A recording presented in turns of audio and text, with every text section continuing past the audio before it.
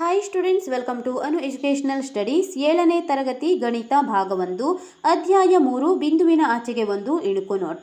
ಹಿಂದಿನ ವಿಡಿಯೋದಲ್ಲಿ ನಾವು ಪೇಜ್ ನಂಬರ್ 55ರಲ್ಲಿರುವಂತಹ ಎಲ್ಲ ಪ್ರಶ್ನೆಗಳಿಗೆ ಉತ್ತರಿಸಿದ್ದೇವೆ. ಈ ವಿಡಿಯೋದಲ್ಲಿ ಪೇಜ್ ನಂಬರ್ 56, 57 ಮತ್ತು 58ರಲ್ಲಿರುವಂತಹ ಎಲ್ಲ ಪ್ರಶ್ನೆಗಳಿಗೆ ಉತ್ತರಿಸೋಣ. ಪೇಜ್ ನಂಬರ್ 56ಅನ್ನು ಗಮನಿಸಿ. ಪ್ರಶ್ನೆ: ಮುಂದಿನ ಚಿತ್ರವನ್ನು ವೀಕ್ಷಿಸಿ. 0ಯಿಂದ ಅಳತೆ ಮಾಡಿರುವ ಗುರುತುಗಳನ್ನು ಮತ್ತು ಅದಕ್ಕೆ ಅನುಗುಣವಾಗಿ ಬಾಕ್ಸ್ಗಳಲ್ಲಿ ಬರೆದಿರುವ ಉದ್ದಗಳನ್ನು ಗಮನಿಸಿ. ಖಾಲಿ ಬಾಕ್ಸ್ಗಳಲ್ಲಿ ಉದ್ದಗಳನ್ನು ಭರ್ತಿ ಮಾಡಿ. ನಾವು ಹಿಂದಿನ ವಿಡಿಯೋಗಳಲ್ಲಿ 10ನೇ 1, 100ನೇ 1 ಈ ರೀತಿಯ ಸಂಖ್ಯೆಗಳು ಯಾವ ಭಾಗದಲ್ಲಿ ಬರುತ್ತವೆ ಎಂದು ವಿವರಿಸಿದ್ದೇವೆ. ಈಗ ನೋಡುತ್ತಾ ಹೋಗಿ. ಮೊದಲನೆಯದಾಗಿ 0ಯ ಪಕ್ಕದಲ್ಲಿರುವ ಸಂಖ್ಯೆಯನ್ನು 100ನೇ 1 ಎಂದು ಕರೆಯಲಾಗುತ್ತದೆ. ಇಲ್ಲಿ ನಾವು ನೋಡಬಹುದು 100ನೇ 1 ಮತ್ತು 100ನೇ 20, 10ನೇ 2ಅನ್ನು ಇಲ್ಲಿ 100ನೇ 20 ಎಂದು ಕೂಡ ಕರೆದಿದ್ದಾರೆ. ಇದೇ ರೀತಿಯಾಗಿ ನಾವು ಮುಂದುವರಿಯುತ್ತಾ ಹೋದಂತೆ ಬಾಕ್ಸ್ಗಳಲ್ಲಿ ಬರುವಂತಹ ಸಂಖ್ಯೆಗಳನ್ನು ಬರೆಯುತ್ತಾ ಹೋಗೋಣ. ಇಲ್ಲಿ 10ನೇ 2ರ ನಂತರ ನಾವು ಮುಂದಿನ ಒಂದು ಸಾಲನ್ನು 10ನೇ 3, 10ನೇ 4, 10ನೇ 5 ಈ ರೀತಿಯಾಗಿ ಬರೆಯುತ್ತಾ ಹೋಗಬಹುದು. ಅಂದರೆ 10ನೇ 5ಅನ್ನು ನಾವು 50/100 ಎಂದು ಕೂಡ ತೆಗೆದುಕೊಳ್ಳಬಹುದು. ಇಲ್ಲಿ ನೋಡಿ, 2/10 ಎಂದರೆ 20/100 ಆಗಿದೆ. ಅಂದರೆ 0ಯಿಂದ 10ನೇ 1ರ ಮಧ್ಯದಲ್ಲಿ ನಾವು 10 ಭಾಗಗಳನ್ನು ನೋಡುತ್ತೇವೆ. ಅವುಗಳು ಪ್ರತಿಯೊಂದು ಕೂಡ 100ನೇ 1, 100ನೇ 1 ಈ ರೀತಿಯಾಗಿ ಪ್ರತಿಯೊಂದು ಕೂಡ 100ನೇ 1 ಭಾಗಗಳಾಗಿದ್ದಾವೆ. ಅದೇ ರೀತಿಯಾಗಿ 10ನೇ 1 ಮತ್ತು 10ನೇ 2ರ ಮಧ್ಯವೂ ಕೂಡ 100ನೇ 1ರ 10 ಭಾಗಗಳಿರುತ್ತವೆ. 10 + 10 ಇಲ್ಲಿ 10ನೇ 2ರ ಮಧ್ಯೆ 20 ಭಾಗಗಳು ಬಂದಿವೆ. ಆದ್ದರಿಂದ 100ನೇ 20 ಆಗಿದೆ.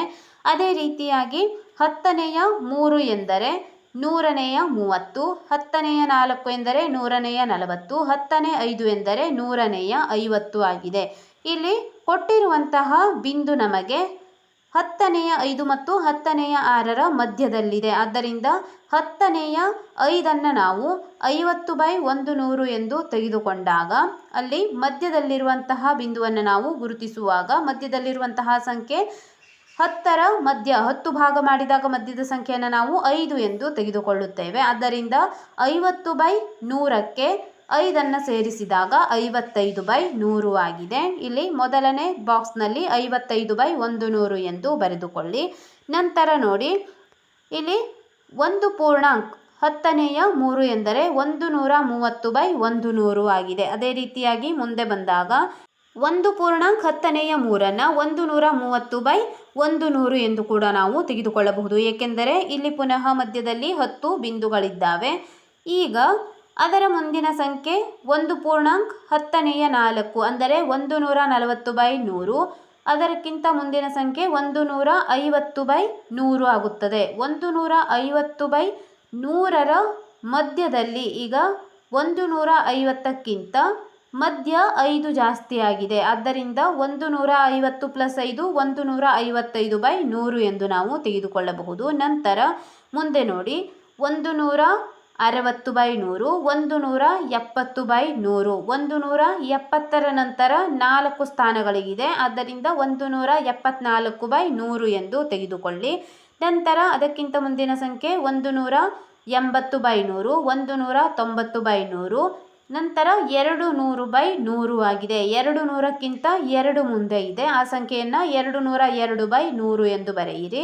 ನಂತರ 210/100, 220/100, 230/100 ಮತ್ತು 240/100 ಆಗಿದೆ. ಇಲ್ಲಿ ಅಕ್ಯುರೇಟ್ ಆಗಿ ಅದೇ ಜಾಗದಲ್ಲಿ ಕೊಟ್ಟಿದ್ದಾರೆ. ಆದ್ದರಿಂದ 240/100 ಎಂದು ಬರೆದುಕೊಳ್ಳಿ.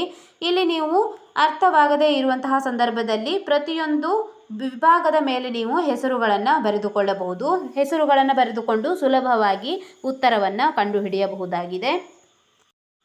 ಈಗ ಮುಂದಿನ ಪ್ರಶ್ನೆಗಳನ್ನು ನೋಡೋಣ. ಮುಂದೆ ತೋರಿಸಿರುವ ಉದ್ದಗಳಿಗೆ ಅಳತೆಗಳನ್ನು ಬರೆಯಿರಿ ಮತ್ತು ಅಳತೆಗಳನ್ನು ಪದಗಳಲ್ಲಿ ಓದಿ. ಈಗ ಮುಂದೆ ತೋರಿಸಿರುವಂತಹ ಸ್ಕೇಲ್ಗಳಲ್ಲಿ ನಾವು ಉದ್ದಗಳಿಗೆ ಅಳತೆಗಳನ್ನು ಬರೆಯಬೇಕು. ಇಲ್ಲಿ ನೋಡಿ, ಮೊದಲು ಮಾರ್ಕ್ ಮಾಡಿರುವಂತಹ ಸ್ಥಾನವನ್ನು ನಾವು ಪರೀಕ್ಷಿಸಬೇಕು. ಮಾರ್ಕ್ ಮಾಡಿರುವಂತಹ ಸ್ಥಾನ, ಈ ಮಾರ್ಕ್ 5 ಪೂರ್ಣಾಂಕ 10ನೇ 3 ಮತ್ತು 5 ಪೂರ್ಣಾಂಕ 10ನೇ 4ರ ಮಧ್ಯದಲ್ಲಿದೆ. ಈಗ ನಾವು ಎಣಿಸುತ್ತಾ ಹೋದಾಗ 5.10⁻³ ನಂತರ ಅದು 7ನೇ ಸ್ಥಾನದಲ್ಲಿದೆ. ಮಧ್ಯದಲ್ಲಿರುವ ಸಣ್ಣ ಸಣ್ಣ ವಿಭಾಗಗಳಲ್ಲಿ ಅದು 5.10⁻³ ನಂತರ 7ನೇ ಸ್ಥಾನದಲ್ಲಿದೆ. ಅಲ್ಲಿ ನಾವು ಮಧ್ಯದಲ್ಲಿರುವಂತಹ ಚಿಕ್ಕ ಗೆರೆಗಳನ್ನು 100ನೇ 1, 100ನೇ 2 ಈ ರೀತಿಯಾಗಿ ತೆಗೆದುಕೊಳ್ಳುತ್ತೇವೆ. ಆದ್ದರಿಂದ ಅಲ್ಲಿ ಮಧ್ಯದ ಬಿಂದು ಅಂದರೆ 100ನೇ 5, 100ನೇ 6, 100ನೇ 7ಕ್ಕೆ ಆ ಸಂಖ್ಯೆ ಬಂದಿದೆ. ಆದ್ದರಿಂದ ನಾವು ಉದ್ದವನ್ನು ಬರೆಯುವಾಗ 5.10⁻³ ಮತ್ತು 100ನೇ 7 ಎಂದು ಬರೆಯಬೇಕು. ಇವುಗಳನ್ನು ಪದಗಳಲ್ಲಿ ಬರೆದಾಗ 5 ಮತ್ತು 3 10ನೇ 1 ಮತ್ತು 7 100ನೇ 1ಗಳು ಈ ರೀತಿಯಾಗಿ ನೀವು ಬರೆಯಬೇಕು. ಅಂದರೆ 10ನೇ 1 ಎನ್ನುವುದು 3 ಇದೆ, ಅಂದರೆ 10ನೇ 3 ಆಯಿತು. 100ನೇ 1, 100ನೇ 1 ಈ ರೀತಿಯಾಗಿ 7 ಇದೆ, ಆದ್ದರಿಂದ 7 100ನೇ 1ಗಳು ಎಂದು ನೀವು ಓದಬೇಕಾಗುತ್ತದೆ. ಈಗ ಮುಂದಿನ ಸಂಖ್ಯೆ ನೋಡಿ. ಈಗ ಕೊಟ್ಟಿರುವಂತಹ ಮಾರ್ಕನ್ನು ನಾವು ಗಮನಿಸಬೇಕು. ಪಕ್ಕದಲ್ಲಿರುವಂತಹ ಸಂಖ್ಯೆ 7.10⁵ ಅದನ್ನು ಹಾಗೆ ಬರೆದುಕೊಳ್ಳಿ. 7.10⁵. ಇದರ ನಂತರ ನೀವು ಮಧ್ಯದಲ್ಲಿರುವಂತಹ ವಿಭಾಗಗಳನ್ನು ಗಮನಿಸಿ. ಅದು 2ನೇ ಭಾಗಕ್ಕಿದೆ, ಆದ್ದರಿಂದ 100ನೇ 2 ಎಂದು ತೆಗೆದುಕೊಳ್ಳಿ. 7.10⁵ ಮತ್ತು 100ನೇ 2. ಈಗ ನಾವು 10ನೇ 5 ಮತ್ತು 100ನೇ 2ನ್ನು 100ನೇ 52 ಎಂದು ಕೂಡ ತೆಗೆದುಕೊಳ್ಳಬಹುದು. ಆದ್ದರಿಂದ 7.100ನೇ 52 ಎಂದು ತೆಗೆದುಕೊಳ್ಳಿ. ಇಲ್ಲಿ ನಾವು ಈ ಎರಡು ಉತ್ತರದಲ್ಲಿ ಯಾವುದಾದರೂ ಒಂದನ್ನು ಪದಗಳಲ್ಲಿ ಬರೆಯೋಣ. ಮೊದಲನೆಯದನ್ನು ನಾವು ಪದದಲ್ಲಿ ಬರೆದಿದ್ದೇವೆ. 7 ಮತ್ತು 5 10ನೇ 1 ಮತ್ತು 2 100ನೇ ಬಿಂದುಗಳು. ಈಗ ಮುಂದಿನ ಪ್ರಶ್ನೆ ನೋಡೋಣ. ಈ ಪ್ರಶ್ನೆಯಲ್ಲಿ ನೇರವಾಗಿ ಸಂಖ್ಯೆಯ ಮೇಲೆ ಇಲ್ಲಿ ಗೆರೆಯನ್ನು ತೋರಿಸಿದ್ದಾರೆ ಅಥವಾ ಸಂಖ್ಯೆಯನ್ನೇ ತೋರಿಸಿದ್ದಾರೆ. ಈ ಗೆರೆಯು 9.10⁸ ಆದ್ದರಿಂದ ನಾವು ಅದನ್ನೇ ಬರೆಯಬೇಕು. 9.10⁸. ಈಗ ನಾವು ಇದನ್ನು ಪದಗಳಲ್ಲಿ ಬರೆಯುವುದು 9 ಮತ್ತು 8 10ನೇ 1, 9 ಮತ್ತು 8 10ನೇ 1 ಎಂದು ಬರೆದುಕೊಳ್ಳಿ. ಮುಂದಿನ ಪ್ರಶ್ನೆ ನೋಡಿ. ಪ್ರತಿ ಗುಂಪಿನಲ್ಲಿ ಅತಿ ಹೆಚ್ಚಿನ ಉದ್ದ ಮತ್ತು ಅತಿ ಕಡಿಮೆ ಉದ್ದಗಳನ್ನು ಗುರುತಿಸಿ. ಪ್ರತಿ ಉದ್ದವನ್ನು ಅಳತೆ ಪಟ್ಟಿಯ ಮೇಲೆ ಗುರುತಿಸಿ. ಇಲ್ಲಿ ಉದ್ದಗಳನ್ನು ಕೊಟ್ಟಿದ್ದಾರೆ. ಪ್ರತಿಯೊಂದು ಉದ್ದದಲ್ಲಿ ನಾವು ಅತಿ ಹೆಚ್ಚಿನ ಉದ್ದ ಮತ್ತು ಅತಿ ಕಡಿಮೆ ಉದ್ದಗಳನ್ನು ಗುರುತಿಸಿ ಅದನ್ನು ಪುನಃ ಅಳತೆ ಪಟ್ಟಿಯ ಮೇಲೆ ಗುರುತಿಸಬೇಕಾಗಿದೆ. ಪ್ರಶ್ನೆ ನೋಡಿ. 10ನೇ 3, 100ನೇ 3 ಮತ್ತು 100ನೇ 33. ಈಗ 10ನೇ 3ನ್ನು ನಾವು 0.3 ಎಂದು ತೆಗೆದುಕೊಳ್ಳಬಹುದು. ಭಿನ್ನರಾಶಿಯನ್ನು ದಶಮಾಂಶ ರೂಪಕ್ಕೆ ಬದಲಾಯಿಸಿ ಬರೆದಿದ್ದೇವೆ. 10ನೇ 3 ಎಂದರೆ 0.3, 100ನೇ 3 ಎಂದರೆ 0.03 ಮತ್ತು 100ನೇ 33 ಎಂದರೆ 0.33 ಆಗಿದೆ. ಇಲ್ಲೇ ನಾವು ನೋಡಬಹುದು 0.3, 0.03, 0.33. ಇಲ್ಲಿ ಅತಿ ಹೆಚ್ಚಿನ ಉದ್ದ ಎಂದರೆ 0.33 ಆಗಿದೆ, ಅಂದರೆ 33/100. ಅತಿ ಕಡಿಮೆ ಎಂದರೆ ನೀವು ನೋಡಬಹುದು 0.03, ಅಂದರೆ ಬಿಂದುವಿನ ಪಕ್ಕದಲ್ಲಿ 0 ಇದೆ, ಆದ್ದರಿಂದ ಇದು ಕಡಿಮೆ ಉದ್ದವಾಗಿದೆ. ಅತಿ ಕಡಿಮೆ ಉದ್ದವನ್ನಾಗಿ 0.03 ಅಂದರೆ 3/100 ನೀವು ತೆಗೆದುಕೊಳ್ಳಬೇಕು. ಅತಿ ಹೆಚ್ಚಿನ ಉದ್ದ 33/100 ಮತ್ತು ಅತಿ ಕಡಿಮೆ ಉದ್ದ ಎಂದರೆ 3/100. ಈಗ ನಾವು ಅಳತೆ ಪಟ್ಟಿಯಲ್ಲಿ ಗುರುತಿಸಬೇಕು. ಮೊದಲನೆಯದಾಗಿ 10ನೇ 3. 10ನೇ 3 ಎಂದರೆ 0ಯಿಂದ 1ರ ಮಧ್ಯೆ ನಾವು 10ನೇ 1, 10ನೇ 2, 10ನೇ 3 ಈ ರೀತಿಯಾಗಿ ಇಲ್ಲಿ ಸಂಖ್ಯೆಗಳನ್ನು ಗುರುತಿಸಿದ್ದೇವೆ. ಇದರಲ್ಲಿ ನೋಡಿ 10ನೇ 3 ಕೂಡ ಗುರುತಿಸಿದ್ದೇವೆ. ಅದರಲ್ಲಿ 10ನೇ 3ನ್ನು ಗುರುತಿಸಿಕೊಳ್ಳಿ. 10ನೇ 3. ನಂತರ ಎರಡನೇ ಸಂಖ್ಯೆ 100ನೇ 3. 100ನೇ 3 ಎಂದರೆ 0ಯಿಂದ 1ರ ಮಧ್ಯೆ 10 ಭಾಗ ಮಾಡಿ ಪುನಃ ಅದರಲ್ಲಿ ನಾವು ಪ್ರತಿಯೊಂದು ಭಾಗದಲ್ಲಿ 10 ಭಾಗ ಮಾಡಿದಾಗ ಆ 10 ಭಾಗದಲ್ಲಿ ಮೊದಲನೇ ಭಾಗ 100ನೇ 1, ಎರಡನೇ ಭಾಗ 100ನೇ 2 ಮತ್ತು ಮೂರನೇ ಭಾಗ 100ನೇ 3 ಆಗುತ್ತದೆ. ಆದ್ದರಿಂದ ಮೂರನೇ ಭಾಗಕ್ಕೆ 100ನೇ 3ನೇ ಜಾಗ ಎಂದು ಗುರುತಿಸಿಕೊಳ್ಳಿ.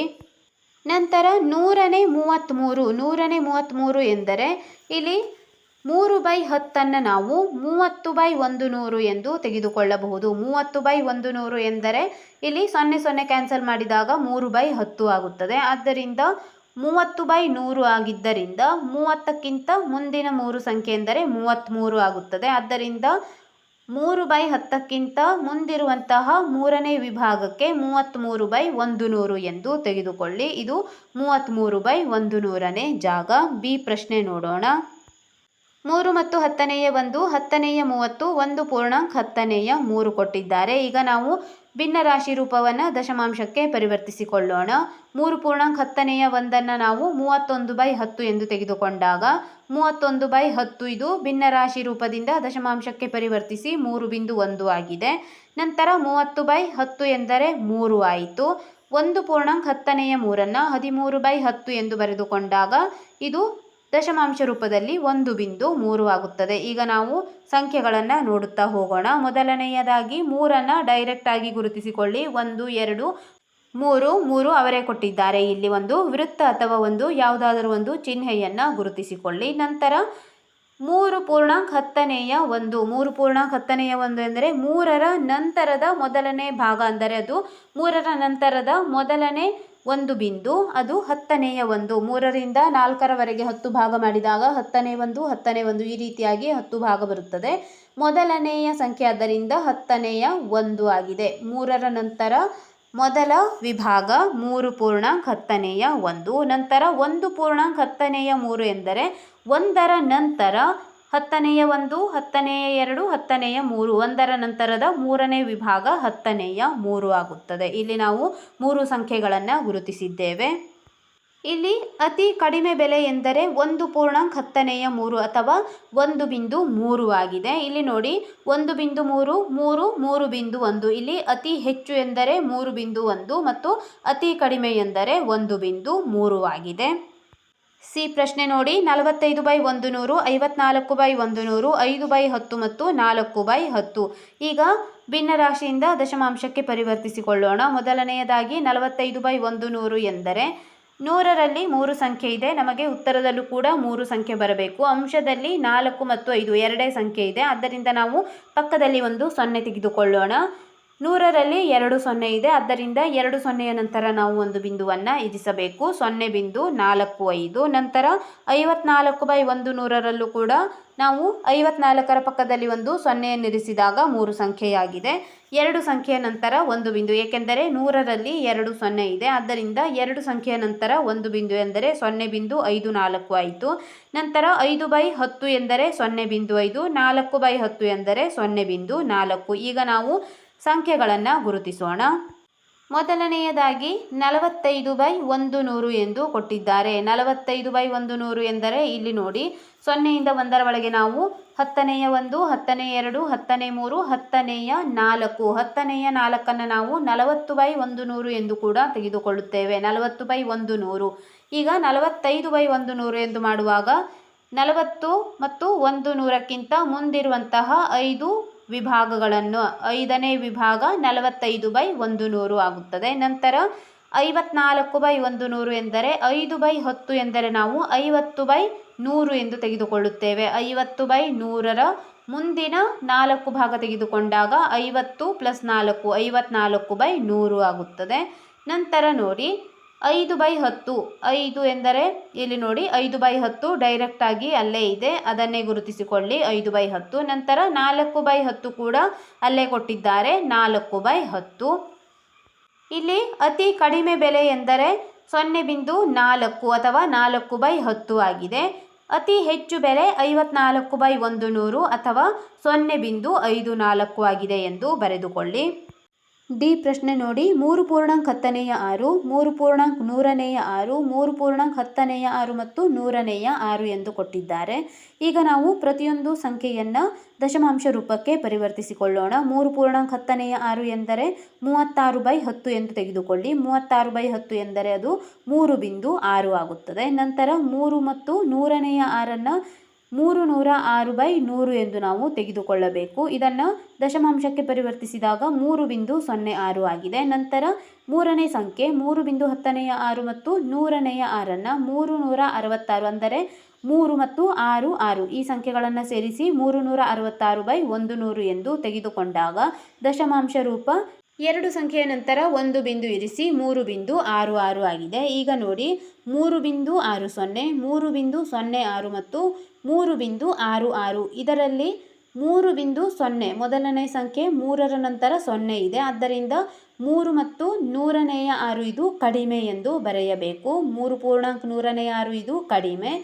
ನಂತರ ನೋಡಿ 3.60 3.66 ಇದೆ. ಇದು 3.66 ಹೆಚ್ಚಿಗೆ ಸಂಖ್ಯೆ. ಆದ್ದರಿಂದ 3 ಪೂರ್ಣಾಂಕ 106 ಮತ್ತು 10/6 ಇದೆ. ಮೂರನೇ ಸಂಖ್ಯೆ ನೋಡಿ 3 ಪೂರ್ಣಾಂಕ 10/6 ಮತ್ತು 106 ಇದು ಹೆಚ್ಚಿನ ಸಂಖ್ಯೆ ಎಂದು ಬರೆಯಿರಿ. ಈಗ ಸಂಖ್ಯೆಗಳನ್ನು ನಾವು ಅಳತೆ ಪಟ್ಟಿಯಲ್ಲಿ ಗುರುತಿಸಬೇಕು. ಮೊದಲನೇ ಸಂಖ್ಯೆ 3.10/6 ಅಂದರೆ ಈ ಸಂಖ್ಯೆಯನ್ನು ನಾವು 36/10 ಎಂದು ತೆಗೆದುಕೊಂಡಿದ್ದೇವೆ. ಇಲ್ಲಿ ಡೈರೆಕ್ಟ್ ಆಗಿದೆ 36/10 ಎಂದು ತೆಗೆದುಕೊಳ್ಳಿ. ನಂತರ ಎರಡನೇ ಸಂಖ್ಯೆ 3 ಪೂರ್ಣಾಂಕ 106 ಅಂದರೆ ಈಗ ನಾವು ನೋಡಬಹುದು 3 ಪೂರ್ಣಾಂಕ 106 306 ಎಂದು ತೆಗೆದುಕೊಂಡಿದ್ದೇವೆ. 306 ಎಂದರೆ 30ರ ನಂತರ ಅಂದರೆ 30 ಎಂದರೆ 300 ಆಗಿದೆ.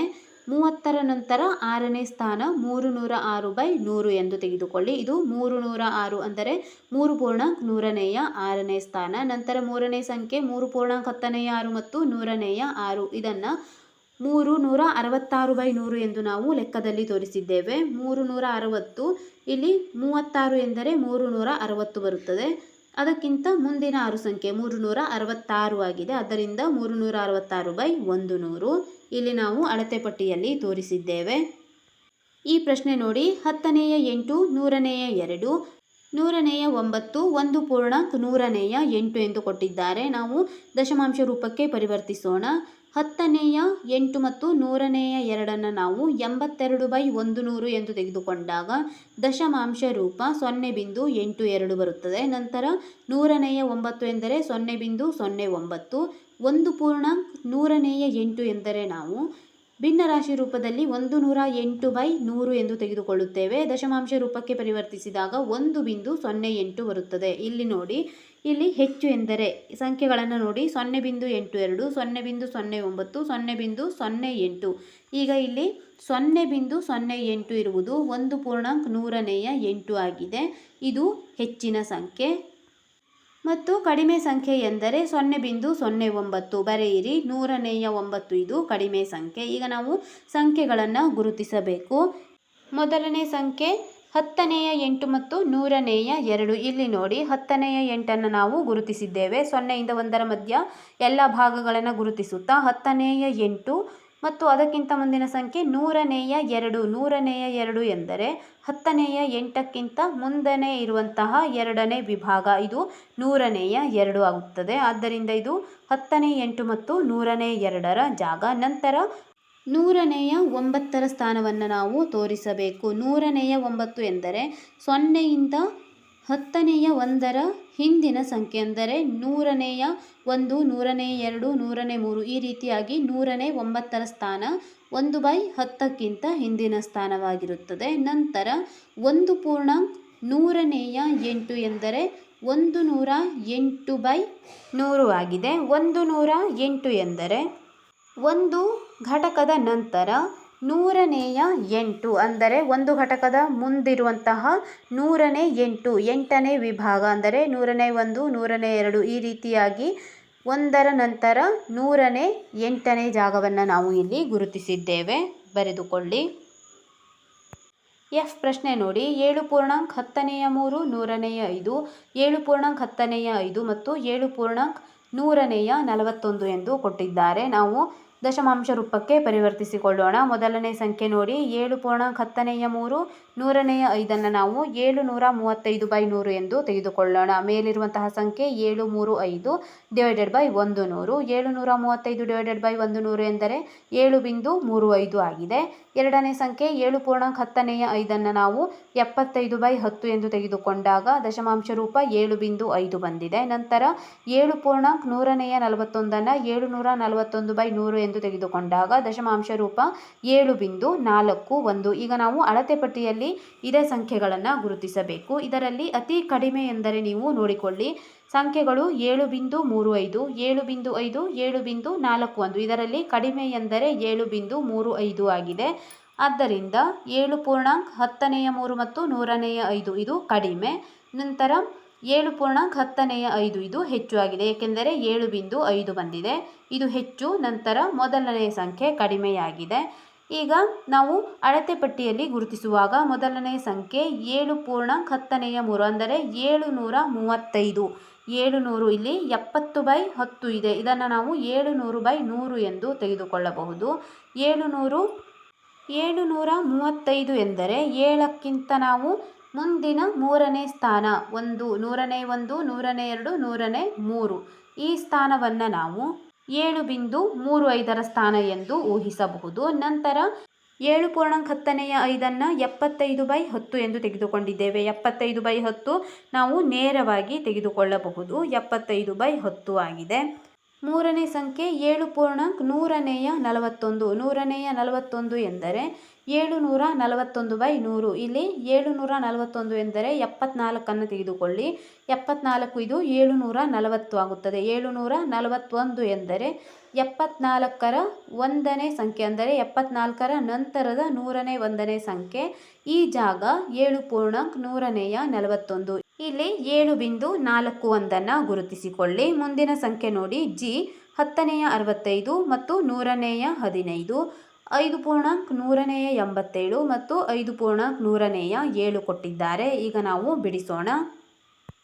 ಈ ರೀತಿಯಾಗಿ ನಾವು ಇಲ್ಲಿ ಬಿಡಿಸಿ ತೋರಿಸಿದ್ದೇವೆ, ನೋಡಿಕೊಳ್ಳಿ. ಇದೇ ಚಿತ್ರವನ್ನು ಅಲ್ಲಿ ಪುಸ್ತಕದಲ್ಲಿ ಕೊಟ್ಟಿದ್ದಾರೆ. 6 64/10 ಇದನ್ನು ತೋರಿಸಿದ್ದಾರೆ. ನಾವು ಮುಂದಿನ ಸಂಖ್ಯೆಗಳನ್ನು ಬರೆದುಕೊಂಡಿದ್ದೇವೆ ನೋಡಿ. 6ಕ್ಕಿಂತ ಹಿಂದಿನ ಸಂಖ್ಯೆ ಎಂದರೆ 6ಅನ್ನು ನಾವು 600/100 ಎಂದು ತೆಗೆದುಕೊಳ್ಳಬಹುದು. 100 1 106 600 ಬರುತ್ತದೆ. ಅದಕ್ಕಿಂತ ಹಿಂದಿನ ಸಂಖ್ಯೆಯನ್ನು 59/10, ಏಕೆಂದರೆ 60ಕ್ಕಿಂತ ಹಿಂದಿನ ಸಂಖ್ಯೆಯನ್ನು ನಾವು 59 ಎಂದು ತೆಗೆದುಕೊಳ್ಳುತ್ತೇವೆ. ಮುಂದೆ ನೋಡಿ 64/10 ಎಂದು ಕೊಟ್ಟಿದ್ದಾರೆ. ಆದ್ದರಿಂದ ನಾವು ಅದೇ ರೀತಿಯಾಗಿ ಮುಂದಿರುವ ಸಂಖ್ಯೆ ಮತ್ತು ಹಿಂದಿರುವ ಸಂಖ್ಯೆಗಳನ್ನು ಬರೆಯುತ್ತಾ ಹೋಗಿದ್ದೇವೆ. 64/10, 64/10ರ ಮುಂದಿನ ಸಂಖ್ಯೆ 65/10, 66/10, 67/10. ನಂತರ 64/10ರ ಹಿಂದಿನ ಸಂಖ್ಯೆ 63/10, 62/10, 61/10. 6 ಇರುವುದು 60/10 ಎಂದು ಆಗುತ್ತದೆ.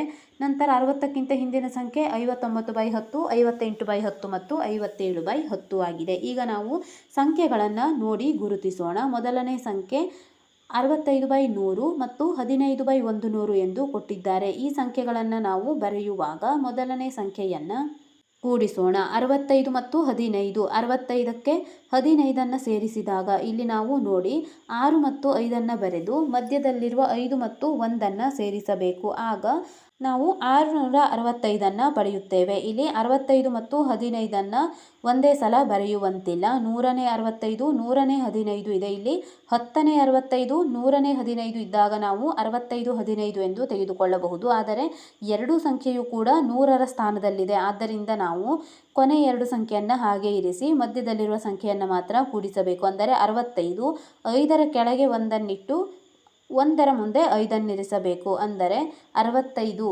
5 + 1 6 ಆಗುತ್ತದೆ. 6, 5 + 1 6. ಕೊನೆಯದಾಗಿರುವ ಸಂಖ್ಯೆ 5ಅನ್ನು ಹಾಗೆ ಬರೆಯಿರಿ. /100 ಆಗಿದೆ. 665/100 ಎಂದರೆ 6.65. ನಂತರ 5.187 ಎಂದರೆ 587/100. ದಶಮಾಂಶ ರೂಪ 5.87. ನಂತರ 5.107 ನಾವು 57/100 ಎಂದು ತೆಗೆದುಕೊಂಡಾಗ ದಶಮಾಂಶ ರೂಪ 0.57 ಬಂದಿದೆ. ಈಗ ನೋಡಿ 0.57 ಇದರಲ್ಲಿ ಚಿಕ್ಕ ಸಂಖ್ಯೆ, 6.65 ದೊಡ್ಡ ಸಂಖ್ಯೆ. ಈಗ ನಾವು ಸಂಖ್ಯೆಗಳನ್ನು ಗುರುತಿಸಬೇಕು. ಮೊದಲನೇ ಸಂಖ್ಯೆ 65/100 ಅಂದರೆ 665/100. 665ಅನ್ನು ನಾವು 66/10 660/100 ಎಂದು ತೆಗೆದುಕೊಳ್ಳುತ್ತೇವೆ. 66ರ ನಂತರದ 5ನೇ ಸಂಖ್ಯೆ ಅದು ಮಧ್ಯದ ಸಂಖ್ಯೆಯಾಗುತ್ತದೆ. ಆದ್ದರಿಂದ 665 ಮಧ್ಯಭಾಗದಲ್ಲಿ ನಾವು ಗುರುತಿಸಬೇಕು. ಅಂದರೆ 66 ಮತ್ತು 67ರ ಮಧ್ಯದಲ್ಲಿ 665/100 ಗುರುತಿಸಬೇಕಾಗಿದೆ. ನಂತರ ಎರಡನೇ ಸಂಖ್ಯೆ 587/100 ಅಂದರೆ 5.187 ನಾವು ಇಲ್ಲಿ ನೋಡಿ 58/10. 58 ಎಂದರೆ 580 ಆಗುತ್ತದೆ. 580ರ ಮುಂದಿನ 7 ಸಂಖ್ಯೆ 587/100 ಆಗಿದೆ. ನಂತರ 0.57 ಎಂದು ಕೊಟ್ಟಿದ್ದಾರೆ. 57/100 ಇಲ್ಲಿ ನೋಡಿ ನಾವು 57 ಎಂದರೆ ಈ ಸಂಖ್ಯೆಯನ್ನು ಇಲ್ಲಿ ಗುರುತಿಸಲು ಸಾಧ್ಯವಿಲ್ಲ, ಏಕೆಂದರೆ 570/100 ನಾವು ಗುರುತಿಸಬಹುದು. 57/100 ಗುರುತಿಸಲು ನಾವು ಅಳತೆ ಪಟ್ಟಿಯನ್ನು ಇನ್ನೂ ಕೂಡ ವಿಸ್ತರಿಸಬೇಕಾಗುತ್ತದೆ. ಆದ್ದರಿಂದ 2 ಸಂಖ್ಯೆಗಳನ್ನಷ್ಟೇ ಇಲ್ಲಿ ಗುರುತಿಸಿಕೊಳ್ಳಿ. ಈ ವಿಡಿಯೋದಲ್ಲಿ ನಾವು ಪೇಜ್ ನಂಬರ್ 56, 57 ಮತ್ತು 58ರಲ್ಲಿರುವಂತಹ ಎಲ್ಲ ಪ್ರಶ್ನೆಗಳಿಗೆ ಉತ್ತರಿಸಿದ್ದೇವೆ. ಮುಂದಿನ ವಿಡಿಯೋದಲ್ಲಿ ಪೇಜ್ ನಂಬರ್ 59 ಮತ್ತು ಪೇಜ್ ನಂಬರ್ 60ರಲ್ಲಿರುವಂತಹ ಎಲ್ಲ ಪ್ರಶ್ನೆಗಳಿಗೆ ಉತ್ತರಿಸೋಣ. ನಮ್ಮ ಅನು ಎಜುಕೇಷನಲ್ ಸ್ಟಡೀಸ್ನಲ್ಲಿ 7ನೇ ತರಗತಿ ಗಣಿತ ಭಾಗ 1ರ ಎಲ್ಲ ಪಾಠಗಳ ಅಭ್ಯಾಸದ ಪ್ರಶ್ನೋತ್ತರಗಳನ್ನು ಬಿಡಿಸಲಾಗುವುದು. ನೀವು ಎಲ್ಲ ಪಾಠಗಳ ಅಭ್ಯಾಸದ ಪ್ರಶ್ನೋತ್ತರಗಳಿಗಾಗಿ ನಮ್ಮ ಚಾನಲ್ನ ಪ್ಲೇಲಿಸ್ಟ್ 7ನೇ ತರಗತಿ ಗಣಿತ ಭಾಗ 1 ಅಭ್ಯಾಸ ಪ್ರಶ್ನೋತ್ತರಗಳು ಇದನ್ನು ಗಮನಿಸಬಹುದಾಗಿದೆ.